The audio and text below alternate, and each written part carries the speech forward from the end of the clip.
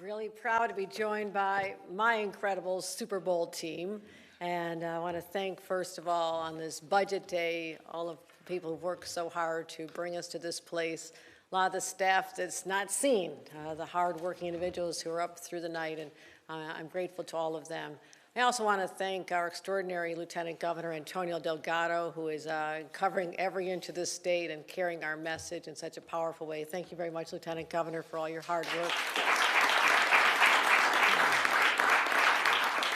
The captain of our team, Secretary Karen Persichelli-Keough, has joined us, and our counsel, Liz Fine.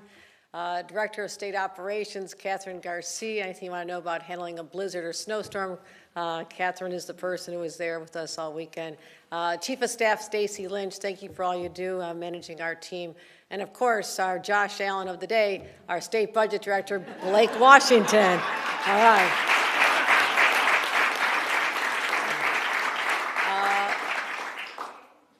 And this is my team, but the team that represents the entire state is our leadership in the legislature. And I want to thank Senate Majority Leader Andre Stewart-Cousins for her friendship over many, many years and her willingness to roll up her sleeves and work so hard to serve the people of the state. Ladies and gentlemen, our Senate Majority Leader Andre Stewart-Cousins. Speaker Carl Hasty, we won't talk football necessarily. A little rough weekend for you. We're okay. Okay. Bills are still on zero.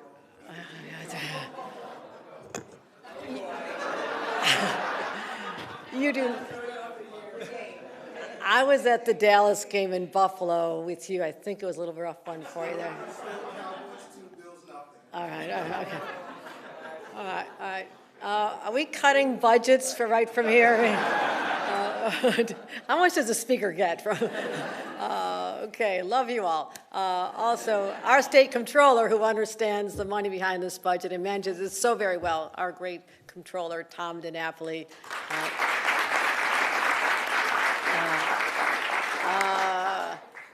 Another person who's not unfamiliar with the cold weather, especially this weekend, Assembly Minority Leader Will Barkley. A little rough up there in the North Country, but we got through it. Assembly Member Ed Roz joined us as well. Finance Chair Liz Krueger, Senator Tom O'Mara, representing the Senate minority, and all my other partners in government. 1 week ago, as you know, you were there, we proudly presented my common sense vision for New York State.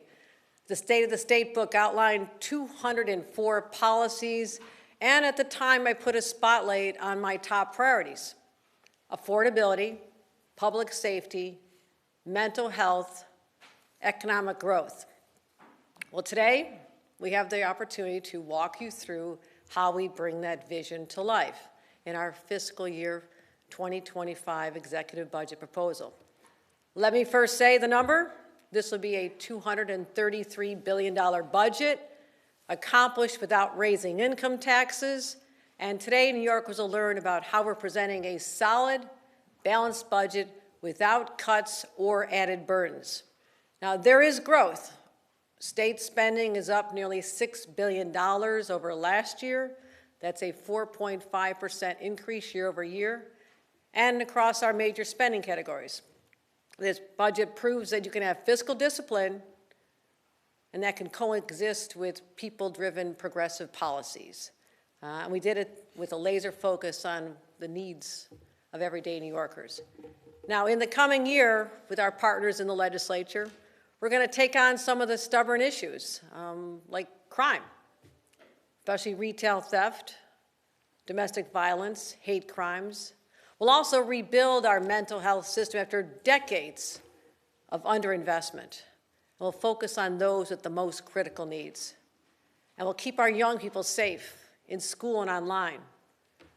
And we're going to help our kids get ahead by going back to basics when it comes to reading, helping our kids learn to swim, and we're also going to focus on our moms and our babies, focusing on maternal and infant mortality. We'll also tackle out-of-control costs and protect New Yorkers' hard-earned money, all while making it easier for them to deal with affordability, medical emergencies, and even those who need insulin, that they can pay for it without having to break the bank. With unprecedented boldness, we'll ensure economic competitiveness, and we're going to lay claim to the future by making New York the global leader in AI research and development. These are the priorities, and New Yorkers expect us to fight the right fights for them while focusing on delivering common sense solutions. Now, what this means is we're going to be building on investments we made over the last 2 years in, for example, our infrastructure, and continue to combat climate change. But I'm also going to give New Yorkers some straight talk about our tough fiscal issues and how we're managing two of the largest drivers in our budget, including how we're sustainably investing in education and taking steps to control Medicaid spending while taking care of those who do need our help. And we're ready to share how we're ready to help tackle the humanitarian crisis that brought tens of thousands of migrants to New York City's doorstep. And we'll talk about addressing our inexcusable housing shortage. We talk about how we're taking care of New Yorkers, their health, but also the state's fiscal health. Now let me start out. When I first became governor, took an oath of office right in this room in August of 2021, I first asked, what are our reserves? Reserves that are used for one-time emergencies and one-time crises. At the time, they were only 4% of our budget. I felt that that left our state vulnerable. Having worked in municipal budgets for over a decade and a half, I knew it was important to have at least have a 15% reserve. Now, we've worked hard with the legislature, our leaders, to ensure that our past 2 budgets have achieved that goal, just landing a little bit over 15%. With that, we've been able to maintain a AA+ credit rating, which means our cost of borrowing is lower. The comptroller knows this. It means we're also ready to weather any of the storms that lie ahead. So what you'll hear about is how this budget invests in programs and services New Yorkers rely on the most, while not spending money we don't have. Let's start with our crime and public safety efforts. I will say it again, and I'll say it again and again. Keeping New Yorkers safe is my #1 priority. And over the last few years, for example, we've made historic investments in gun prevention programs, gun violence prevention, and it's paid off. Shootings and murders are way down. Gun seizures are up. And it's proof that when we invest in targeted strategies and make the right decisions, we can change trends and make our communities safer. But as we continue to take aim at gun violence, now is not the time to turn down the heat. Last year, we committed a record $347 million, up over 53% over the previous year, because we took this so seriously, all to drive down gun violence that was affecting particularly our cities. We were able to tackle every angle of this, from peacemaker programs, youth mentorship programs, additional resources for police and district attorneys as well. We were successful with those investments. Now we're zeroing in on other types of persistent crimes. #1, you're all hearing about it, no matter where you go. Retail theft. Even products in the stores down the road here from our state's capital are under lock and key. This is not just New York City. Is it affecting everywhere? So to tackle retail theft for the first time ever, we're going to invest $40 million to establish dedicated teams with our state police, help our DA's offices and local police officers, and help them drive down this spike in retail theft. Secondly, domestic violence. We see headlines every single day of horrific murders and attacks, but these are more often committed by known partners, someone the victim knows, than by total strangers.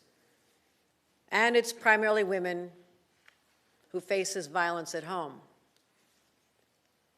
Sadly, the vast majority of these cases are actually dismissed. And most of the abusers are never prosecuted, so they go at it again and again. And that's why, in addition to support for survivors, my budget directs another $40 million to law enforcement and district attorneys for new tools to gather evidence, prosecute abusers, and help survivors rebuild their lives. Third area of crime we're going to tackle, hate crimes. We've seen such a huge uptick in the last few months, especially against Jewish and Muslim New Yorkers. Last year, working together, we invested $25 million to combat hate crime. And now with the shocking escalation, more crimes since the October 7th attack by Hamas on Israel, we now feel the need to increase that support by $10 million more for a total of $35 million. This will all be used to protect our most vulnerable communities and strengthen security at organizations and houses of worship. In addition to crime, as I spoke about last week, mental health is also top of mind for our residents. Our system was underfunded for decades, and I've been working so hard with all of you to counteract this callous indifference since day one. I'm proud to say that state investment in mental health is now up over 45%, from $3.3 billion in 2022 to $4.8 billion across the entire continuum of care. And we'll keep investing this year with $24 million more to help people with mental health problems who are involved in the criminal justice system. $37 million for new programs for our street homeless population dealing with mental health. And $43 million to keep supportive housing units for those who really need the services. Those suffering from mental health, from serious mental illness, need intensive supervision and support. That's why our budget will also commit $55 million for 200 new inpatient beds. And as we've talked about, our kids need so much help as well. Since COVID, there's been a nearly 70% uptick in the use of school-based mental health clinics. Now that's assuming your school has a mental health clinic. And so as part of our ongoing investments, we're directing more than $45 million towards school-based and wraparound services and peer-to-peer support and strategies that keep our children safe and out of inpatient care and in their communities. Another very important constituency that too often gets overlooked is our community with intellectual and developmental disabilities. They've suffered from disinvestment and neglect, and we're setting out to change that. We're dedicating $45 million to expand services and independent living opportunities, and $6.7 million to become an employment-first state. And we're continuing our efforts to reduce the devastation created by the opioid epidemic. We began distributing $200 million from the Opioid Resettlement Fund last year. We again appreciate the hard work that our Attorney General Tish James did to secure those funds. This year, we'll put another $67 million toward harm reduction programs, medication treatment programs, and more prevention and recovery strategies. Now let's turn to education. In my first months as governor, I was determined to resolve the almost 20-year dispute regarding foundation aid and do what was right for our educational system. In partnership with the legislature, we increased school aid by the largest amount ever, $5 billion over 2 years.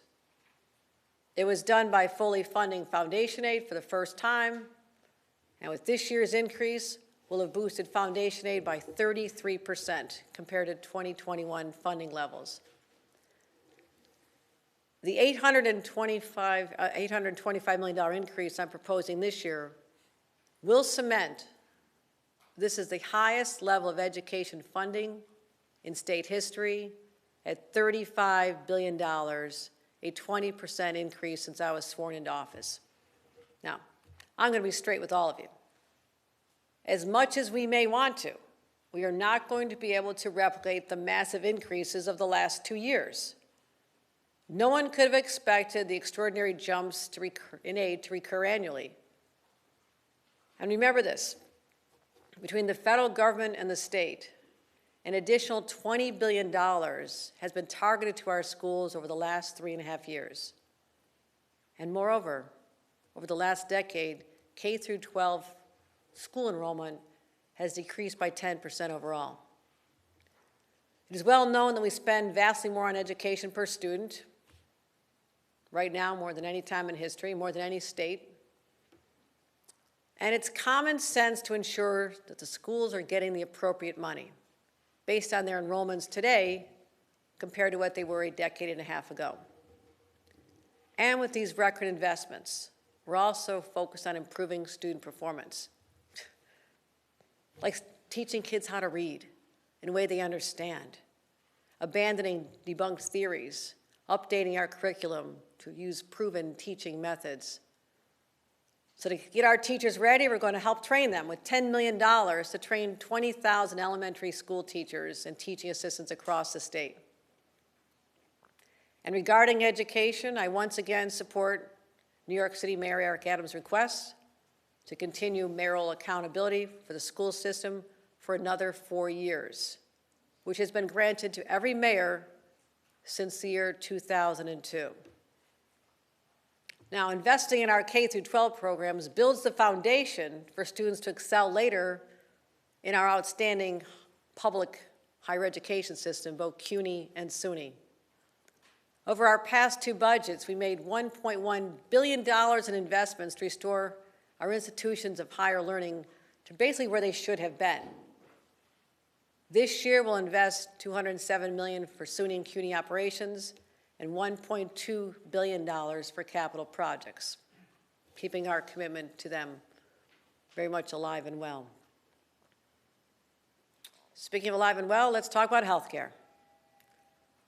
I'm going to address our spiraling costs and just tell you like it is. Our Medicaid projections, our Medicaid spending exceeded our projections this year by $1.5 billion. Let me explain how it happened. First, 200,000 more people than anticipated remained on state-funded Medicaid after the federal government ended their supplemental pandemic support.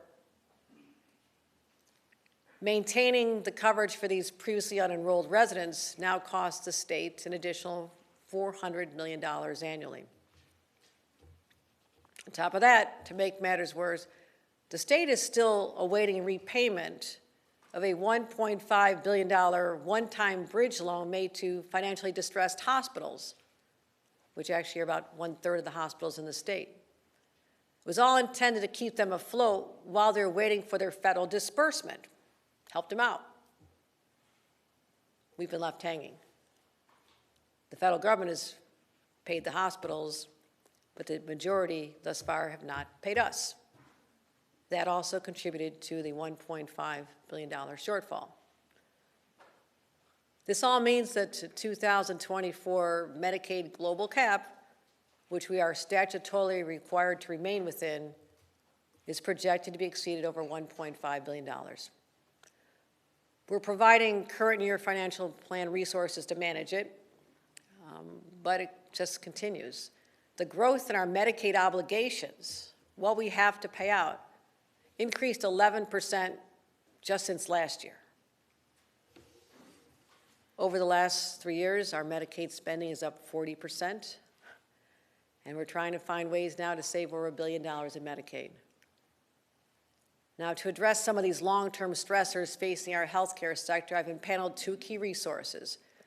One is the New York State Commission on the Future of Healthcare and the New York State Master Plan for Aging. These efforts will help us identify ways to improve the long-term care sector, which is by far the fastest growing area of healthcare. Our aging population, that's the answer. We knew this was coming. It's demographics. It has hit. The number of people needing this care is dramatically higher than it was even a decade ago. So we're willing to work with our healthcare industry and other stakeholders, the legislature, to find the right answers. And we'll find ways to maximize our Medicaid dollars and reimagine the delivery system.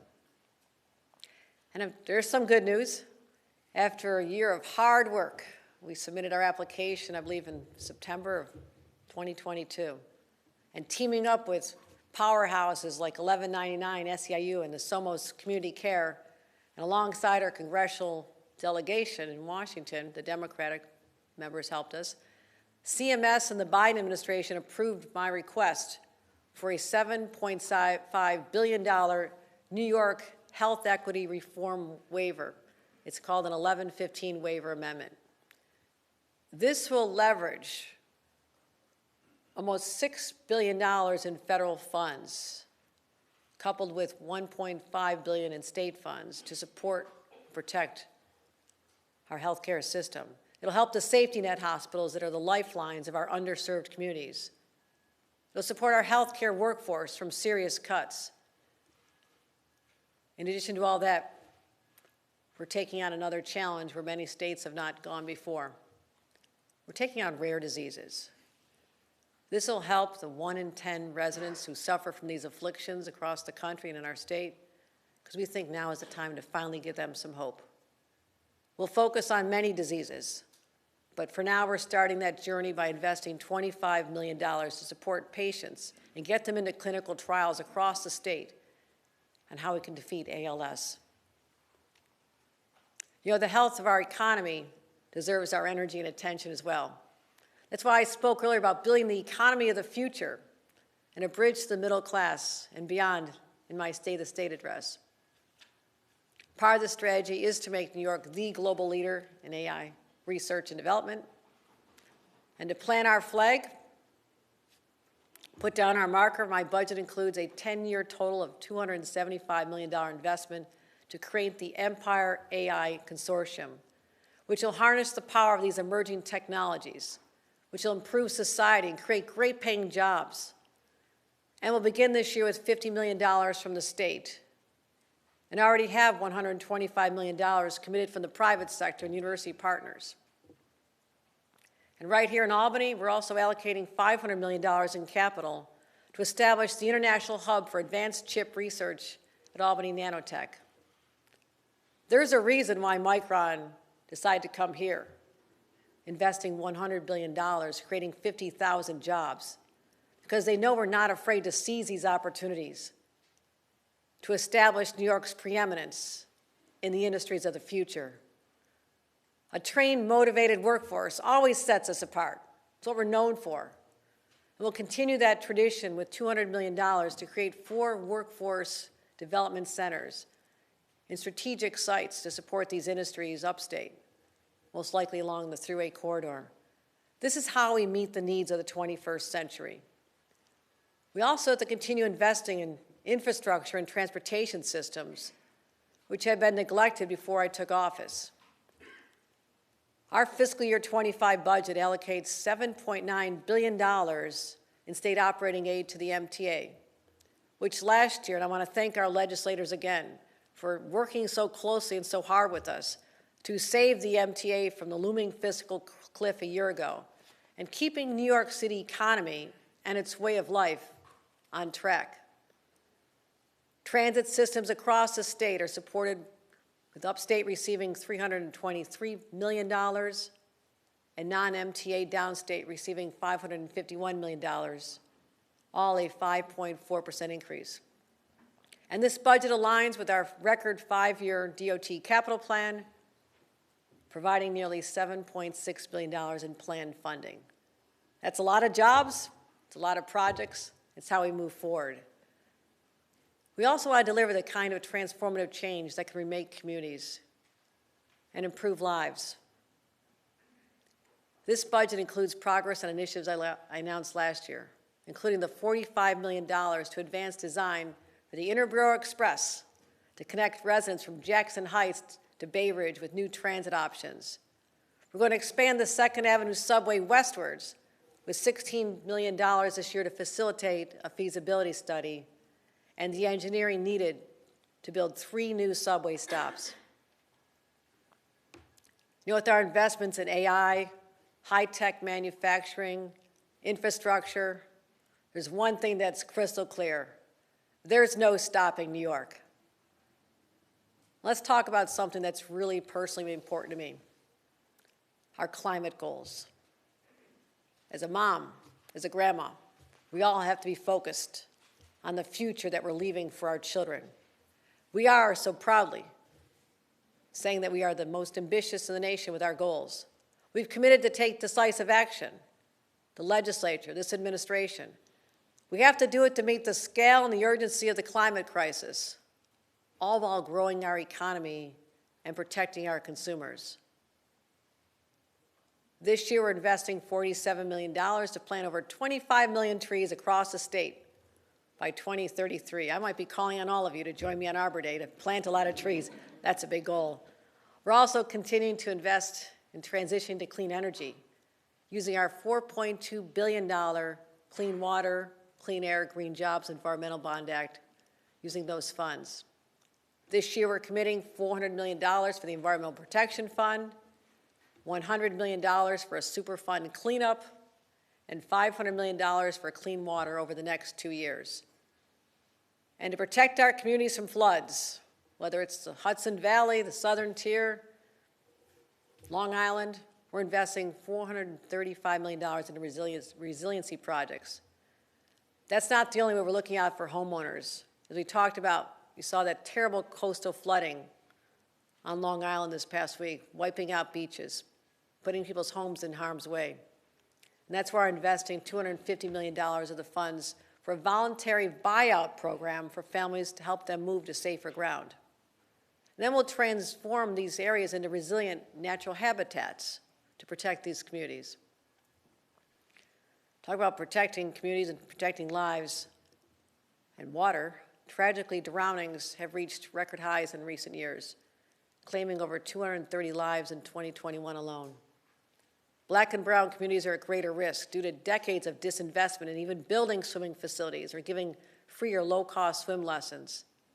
So to right this wrong, we're proposing $160 million to build new pools, hire lifeguards, increase swim lessons, and expand these opportunities all over the state. So we're taking action with common sense solutions that are simple, easy to implement, just like those. But the truth is, we can't spend like there's no tomorrow, because tomorrow always comes. And some will say that by increasing our budget by an extraordinary $4.5 billion is not enough, that somehow this increase is actually a cut. Let me tell you, it's not. A 4.5% increase is simply not a cut. The truth is, sizable deficits are projected in coming years, and our discipline now will keep us out of a deeper hole in the future. And yes, I know, it's a lot more pleasant to say yes to everybody, but now we're called upon to make the tough decisions. And there are significant challenges. New York continues to carry the burden of sheltering more than 69,000 migrants. Since day one, I have said that this is ultimately the responsibility of the federal government to address this crisis. Congress, the House of Representatives in particular, and the White House must remain at the negotiating table until they restore the rule of law on our border, fix our asylum system, and provide relief to states like New York, who've been shouldering this burden for far too long. This Friday, I'll be traveling once again to Washington to advocate for effective immigration reform, a stronger border, and increased support from the federal government for New York. But until we see a change in federal policy that slows the flow of new arrivals, we're going to be swimming against the tide. For the last 6 months, with the City of New York, with the support from my team, they've been successful in moving approximately 10,800 migrants per month out of the shelter. Sounds good, doesn't it? Except every month, 13,600 new individuals arrive. That's how you just can't get your head above water. So to help the city, last year, our budget we worked on together allocated nearly $1.5 billion to provide shelter. It then ended up growing to $1.9 billion when you added in the costs of our National Guard and health care and other services we've been providing, legal services. And because these extraordinary circumstances, which show no sign of abating right now, we have no choice but to plan for those costs again in this year's budget. The state will now maintain that same $1.1 billion in funding, but because the number of migrants and the expenses have only grown, I am proposing that we draw $500 million from state reserves that are intended for one-time emergencies like this. This will help manage the migrant crisis for a total of $2.4 billion. Now, you know how I'm protecting that reserve. I remain firmly committed to ensuring that our reserves do not drop below the 15%. But I'm willing to use the excess generated by our sound investment practices. We're doing this not just because it's the right thing to do for the migrants and for the city of New York. We also know that companies won't do business in New York if there are thousands of people sleeping on the streets, or the quality of life is dramatically impacted because the city is forced to cut essential services. We must support the city of New York in this moment to avoid these disastrous effects and to protect our economy and state revenues in the short term and long term as well. We're going to continue focusing on securing work authorization and put the migrants and asylum workers to work. Put them to work. That's exactly what they came here for. That'll continue to be our focus. Where do we put people? It's not like we have a lot of housing, is there? Let's talk about our housing crisis, our shortage. Housing unsheltered New Yorkers, long-term residents, and new arrivals alike remains a challenge as long as we lack sufficient affordable housing options. Even federal vouchers are meaningless if there's no available apartment inventory. At least 10,000 individuals right now, individuals and families, are in New York City homeless shelters holding on to a housing voucher, and they can't find an apartment anywhere. When I presented a transformative housing plan last year, a lot of the members of the legislature said they wouldn't support it. Others said they wanted local control for housing decisions. Okay, let's put that to the test. New York City, a local government, should get the local control they've been asking for. Like a new tax incentive for housing development in New York City, so there are places for the people to go. We can get them out of shelters. We can give them that opportunity to be liberated from that environment. We also want to extend eligibility for projects that have been previously qualified for 421A, because until then, there is no affordable housing being built. I want the housing components of those projects. Incentives for converting office buildings to housing. Why not? The alternative is vacant or underutilized buildings in the heart of New York City. We can stop that. And we should eliminate outdated density restrictions. They were put in place since the 1930s on housing development in Manhattan, and create a pathway to legalize basement apartments, because we need every bit of space we can. Now, as governor, I'll continue to take executive actions on housing. And I heard loud and clear from my friends in the legislature that they believe more in carrots than sticks. Let's do that too. To incentivize housing growth in the suburbs, and for, in particular, transit-oriented development, which makes all the sense in the world. So how we'll do that? We'll put the carrots to test as well. I will make a pro-housing designation a requirement, not an option, but a requirement for municipalities to access over $650 million in discretionary funds. We'll also dedicate $500 million in capital funds to develop up to 15,000 housing units on state-owned property. And we'll continue funding our 5-year, $25 billion housing plan, which will create or preserve 100,000 affordable homes. But everyone knows this. Even with these historic investments, our state still needs hundreds and hundreds of thousands of new homes to solve our housing crisis. The answer, my friends, is not blowing in the wind. It's shovels in the ground. And I know we can do this. When I delivered my State of the State address last week, I said that even in our darkest hours, I could still see light on the horizon.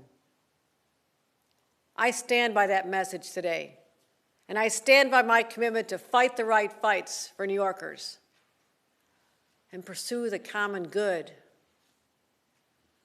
with common sense by seeking common ground. To recap, to start, we must crack down on persistent crime, revolutionize our mental health care system, invest in children and families, and build the economy of the future.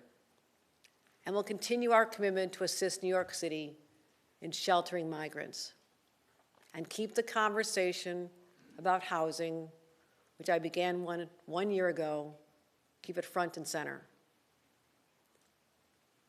All this can and must be accomplished without raising income taxes on New Yorkers any further, so we can slow down the outmigration that has resulted in the loss of $6 billion in tax receipts this year alone. We could have used that money.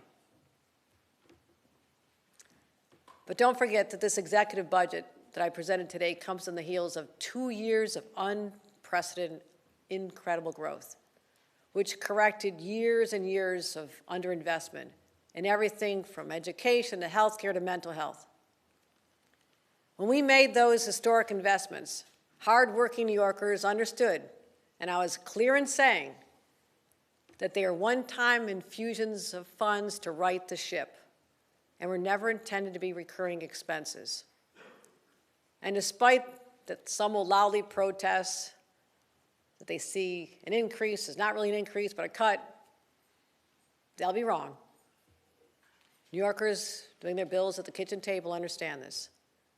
They know what it's like to make hard financial decisions for their family's long-term well-being. Some of these conversations will be hard. We'll have to compromise. We'll have to collaborate. But ultimately, we will make those decisions. We'll do it together. And I know together with my partners in the legislature that we can get this done.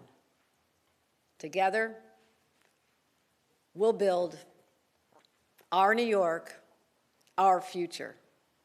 Thank you. Thank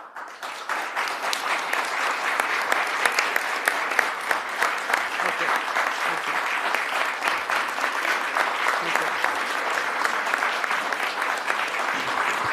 Thank you. Thank you.